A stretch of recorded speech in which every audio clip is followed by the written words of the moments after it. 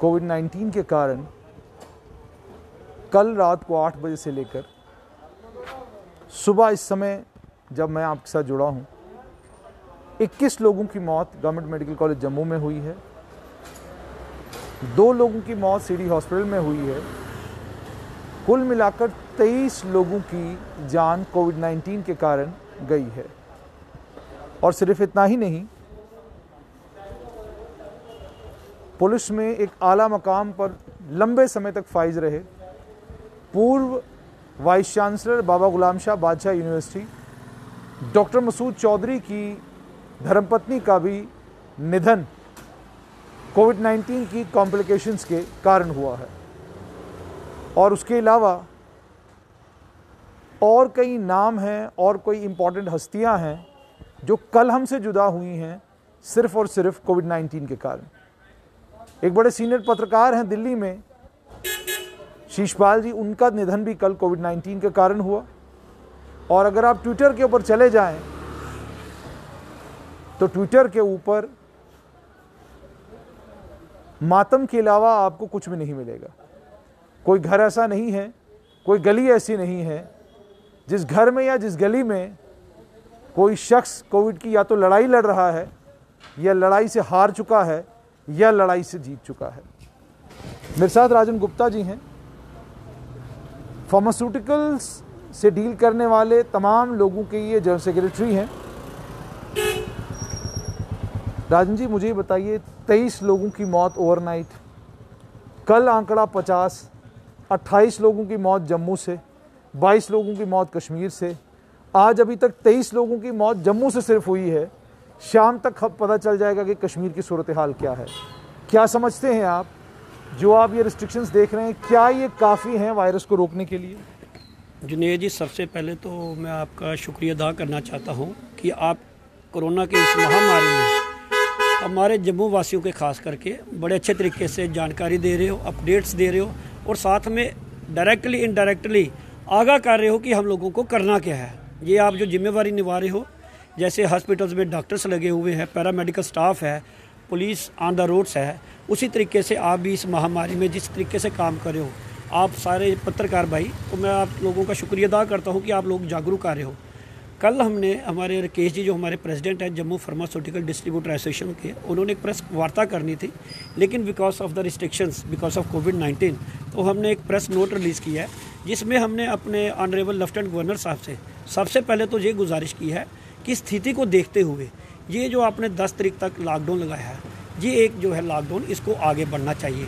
जैसे हमने 28 अप्रैल को कहा था, उसी दिन लॉकडाउन लग गया था, लेकिन जो आज के हालात है, जैसे आपने बोला रात के 8 बजे से अभी सुबह 11 बजे तक, मीन्स 15 घंटे के अंदर अंदर हमने 23 लोगों की जान खो दी है जम्मू खित्ते के अंदर, जम्मू प्रोविंस के अंदर। जैसे आप जानकारी दे रहे हो, हमारे लिए कोई ऊंची पोजीशन में बैठा हो, एक आम नागरिक हो, हमारे लिए सब बराबर हैं।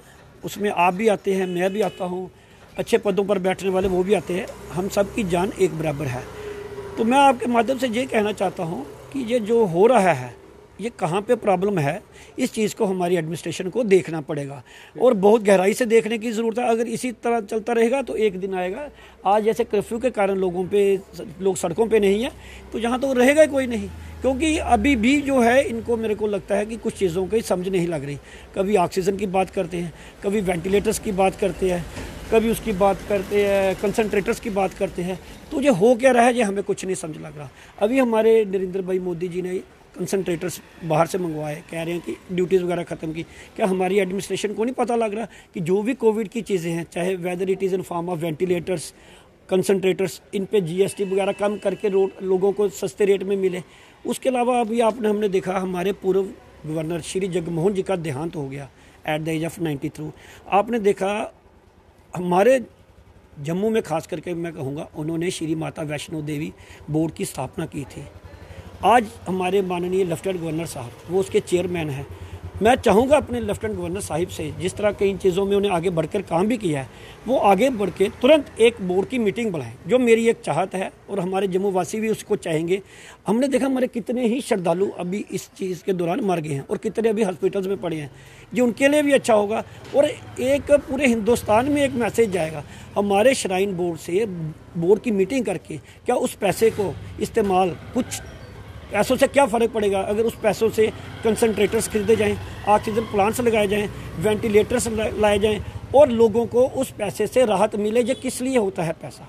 तो मैं ये चाहूँगा कि लेफ्टिनेंट गवर्नर साहब से एक अच्छे तरीके से इस चीज़ को लेते, और ये हमारे लिए, हमारे जगमोहन जी के लिए भी बहुत अच्छी श्रद्धांजलि होगी। इससे बेहतर कोई नहीं होगी अगर हम उस बोर्ड से उस पैसे का सही जगह इस्तेमाल करें। राजन जी, क्या आपने कभी अपने जीवन काल में सोचा था कि जम्मू जैसे शहर में, जिस शहर ने शायद ही कोई कोना, कोई इलाका, कोई ऐसी बस्ती, कोई ऐसा देश का प्रांत होगा जिस प्रांत के आदमी को यहाँ शरण नहीं दी, प्यार नहीं दिया, मोहब्बत नहीं दी, वोट देने की बारी आई वो भी भारी मात्रा में, एक पार्टी को अच्छा खासा वोट भी दिया।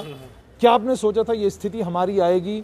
23 लोगों की आज जान गई है, 28 लोगों की कल जान गई है, और इसके बीच में हम देखते हैं कि एक पार्टी के नेता सड़क के ऊपर उतरकर ममता बनर्जी के लिए प्लेकार्ड लेकर खड़े हैं।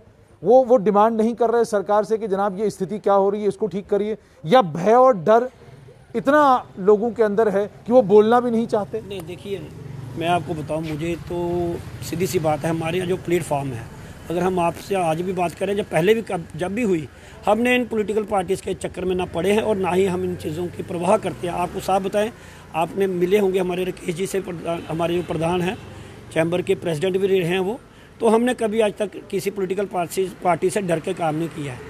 आज हमारे इधर एलजी एडमिनिस्ट्रेशन है, और एलजी एडमिनिस्ट्रेशन अगर ये नहीं करेगी तो कौन करेगा?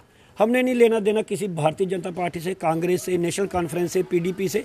हमें चाहिए अपने जम्मू कश्मीर के लोगों की सेहत ठीक होनी चाहिए। आज सिर्फ एक ही मुद्दा है, कैसे हो, तो उसके लिए जो भी बन पाएगा उसमें हम लोगों ने भी साथ देना है। जो लोग देखो आज की डेट में अगर आप देखें, बच्चे, छोटे छोटे बच्चे 1-1 साल से घर के अंदर बैठे हैं, क्या हमें साइकोलॉजिकली उनको ट्रीट नहीं करना है? क्या हमने उनको देखने नहीं कि वो बीमार ना हो? उसके अलावा अभी ये जो महामारी नई किस्म के वेरिएंट आया है, इससे आप एक चीज़ और देख रहे हैं, जो बच्चों में ज़्यादा इफेक्ट कर रही है। और जो हमारा जो अभी जो सिस्टम बना हुआ है रिगार्डिंग ये जो वैक्सीनेशन का बच्चों की, लोगों का तो पोर्टल पे नाम ही नहीं आ रहा है। हमारे जहाँ पे आप देखिए इतनी बड़ी पार्किंग बनाई है गवर्नमेंट ने, नहीं, खाली पड़ी हुई है। क्या हमें इसमें एक अच्छे तरीके से सेंटर लगा के गाड़ियाँ लाइन में लगे रहे, इंजेक्शन लगवाते जाएँ, जो लोग पैदल हैं वो उस हिसाब से लगाता जाए, क्या सारा कवर नहीं हो सकता? आपने एक और चीज़ देखी, आपने शायद जब पता नहीं आपको नॉलेज है कि नहीं, मुझे नहीं पता, गवर्नमेंट ने एक बहुत ही अजीब सा फैसला लिया, हम उसकी बहुत पुरजोर से मुखालफत करते हैं। उन्होंने क्या किया है, उन्होंने सुपर स्पेशलिटी की जो ब्रांचेज हैं, खास करके जैसे नेफ्रोलॉजी, किडनीज कंसर्निंग और कैंसर वगैरह की, इसका सिस्टम ही थोड़ा बंद कर दिया। तो वो लोग कहाँ जाएंगे? मीन्स एक तरफ कोरोना से मरने हैं लोग, दूसरी तरफ उनसे ही मरे। ये क्यों हो रहा है? क्यों नहीं ऐसा हो सकता? कोविड एक जगह, बिल्कुल ही हमारा मेडिकल कॉलेज छोटा है और कितने हॉस्पिटल हैं, बहुत सी जगह है हमारे पास, खाली हमारे मंदिर कितने हैं, हमारे सत्संग घर कितने हैं, मस्जिद कितनी है, ये किसके लिए हैं? क्या इनको हम हॉस्पिटल्स में नहीं तब्दील कर सकते? खाली काम करने की इच्छा की बात है। हर एक जगह इतने हॉस्पिटल है, इतने डॉक्टर्स है, पैरामेडिकल स्टाफ है, लेकिन हॉस्पिटल्स के अंदर अगर आप लोग काम भी नहीं कर सकते तो मैं कहूँगा खास के अटेंडेंट को ही लगा दो, किट पहना के उसको करवा दो। बहुत सी चीज़ें हो सकती हैं, लेकिन करने की इच्छा चाहिए। आखिर में आपसे ये जानना चाहूँगा, हालात ख़राब हो रहे हैं, ऑक्सीमीटर मार्केट में मिल ही नहीं रहे, थर्मोमीटरों के दाम भी बढ़े हुए हैं, तो आपसे समझना चाहूँगा कि एज फार्मासिस्ट एसोसिएशन, क्या आपको नहीं लगता कि आपको इस वक्त संज्ञान लेना चाहिए कि लोगों के पास खाने के लिए रोटी नहीं, और कम से कम इस वक्त अपनी तरफ से कोई रिलैक्सेशन देकर, या आपको ये सारा माल पीछे से ही महंगा आ रहा है, आपके पास कोई ऑप्शन नहीं? बिल्कुल जुनेद जी, जो आपने जो सवाल पूछा आज की डेट में बहुत ज़रूरी था। मैं आपको बता दूं, आज की डेट में काफ़ी चीज़ें पीछे से ही महंगी आ रही हैं, लेकिन हमने जम्मू फार्मास्यूटिकल डिस्ट्रीब्यूटर एसोसिएशन की तरफ से, हमारे राकेश जी ने ग्रुप में, हमने अपने जो है ग्रुप है जीपीडी का, उसमें डाला है, हम कंट्रीब्यूट करना शुरू कर गए हैं। हम कोशिश करेंगे मिनिमम कम से कम 1000 जो ऑक्सीमीटर है, हम कोशिश करेंगे फ्री बांटेंगे, और कोशिश करेंगे जहाँ भी कोविड के पेशेंट है हॉस्पिटल्स में उनको दे दिए जाएँ, ताकि जैसे जैसे पेशेंट ठीक होता जाए वो उधर ही हॉस्पिटल के उधर पहुँच जाए, किसी को उसकी चीज़ की प्रॉब्लम ना हो। हम कंट्रीब्यूट करके करेंगे। और भी मुझे कुछ लोगों के आए फ़ोन कि हम कंट्रीब्यूट करना चाहते हैं। अगर वो अपने लेवल पे लोग तो जहाँ तक है वो कह रहे हैं कि हम पैसे देते हैं, कंसनट्रेटर मंगवा के दो। लोग तो करना चाहते हैं, लेकिन इसमें हमें गवर्नमेंट का जो योगदान चाहिए, क्योंकि किसी इंपोर्टर से मंगवाने हैं, किसी से मंगवाने हैं, ताकि वो जल्दी से जल्दी आ जाए। और हम इसमें कोई आपकी दो राय नहीं है, ये चीज़ें पीछे से महंगी है और आगे महंगी हो रही है, लेकिन इसी चीज़ के चक्कर में कई लोग मंगवा ही नहीं रहे हैं। लेकिन हम कोशिश करेंगे कि अभी हम इसको फ्री में बांटें और जल्दी से जल्दी शुरू करेंगे ये काम भी जो आपने कहा है। राजन जी, आखिर में बहुत सारे लोग पूरा जम्मू कश्मीर इस समय आपको देख रहा है, क्या अपील करेंगे तमाम लोगों से, जम्मू वासियों से, कठुआ, सांबा, डोडा, राजौरी, पुंछ, कुपवाड़ा, बारामुल्ला, श्रीनगर में रहने वाले तमाम लोगों से क्या अपील करेंगे? देखो, मैं अपने जम्मू कश्मीर के भाइयों को, अपने जम्मू कश्मीर वासियों को एक ही बात कहना चाहता हूँ, अपने घरों में रहो। जब तक कोई ज़रूरी काम ना हो, बिल्कुल घरों में रहो। यही एक रास्ता है। आज की डेट में वही है, जो डर गया वो बच गया। ये कोई ऐसी आम सी बात नहीं है, ये बहुत ही ज़रूरी बात है। हमें घर में रहना ही पड़ेगा। और भी एक चीज़ कहना चाहूँगा, जिस घर में कोई प्रॉब्लम है, आज आप देख रहे हैं, मैं आपको क्या बताऊँ, मैं खुद भी कोविड पॉजिटिव था। अगस्त में मेरे अपने ही घर में 2-3 लोगों की डेथ हो गई। मैं आपको क्या बताऊँ, मैं पॉजिटिव था, मेरी वाइफ पॉजिटिव थी, मेरी बेटी पॉजिटिव थी। मेरी बेटी she was shifted to Jalandhar, I was in Batra along with my wife and 4 other members also. तो मुझे इस चीज़ का अच्छे तरीके से पता है। गवर्नमेंट को संज्ञान लेना पड़ेगा। और लोगों को मैं ये बात इसलिए कह रहा हूँ पर्सनल, क्योंकि लोगों को समझ लगे कि ये चीज़ कोई ऐसे आम नहीं है कि जैसे आप सोचते हैं कि देखा जाएगा क्या होगा। लोगों को घर के अंदर रहना चाहिए। जिस घर में कोई बीमार है, उस घर का कोई साथ वाला पड़ोसी या उसके घर के जो ठीक है, वो बाहर आए, दवाई ले, वापस चला जाए। अदरवाइज सड़कों पे किसी को भी निकलने की कोई ज़रूरत नहीं, गलियों में भी नहीं निकले, क्योंकि अभी ये एयरबॉर्न है। इसको हमें समझना पड़ेगा। डबल मास्क की ज़रूरत है, सैनिटाइजेशन की ज़रूरत है, और जो हम सोशल डिस्टेंस की बात करते हैं वो बहुत ही ज़रूरी है। बहुत बहुत शुक्रिया। 23 लोगों की मौत हुई है और फार्मासिस्टों का ये कहना है कि वो भी कोशिश कर रहे हैं कि वो 1000 के करीब ऑक्सीमीटर्स जो हैं फ्री डिस्ट्रीब्यूट करेंगे पेशेंट्स के बीच में। लेकिन इसके बीच में सवाल यह है कि मौतों का आंकड़ा बढ़ रहा है।